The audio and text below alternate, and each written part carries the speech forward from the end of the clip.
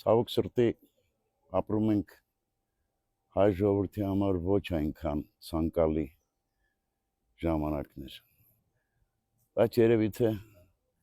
սա էլ Աստծո կամոք է, ինչ իմանամ։ Գուցե թե հայ առաքելական եկեղեցու եւ մեր հոգեվորականների հանդեպ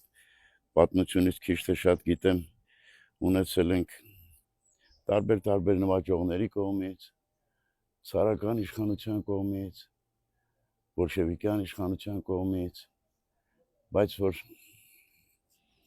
մեր իշխանության կողմից եմ տեսնում հալածանքներ, սա արդեն անհասկանալի, անբացատրելի բան է, անբացատրելի։ Եվ այս հարցը չի քննարկվում,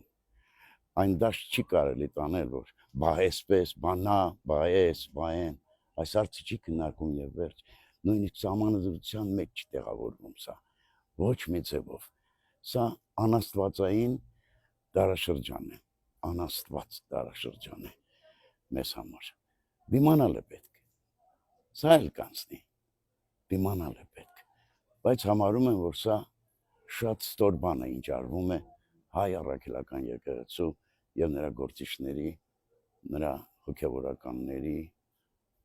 հանդեպ։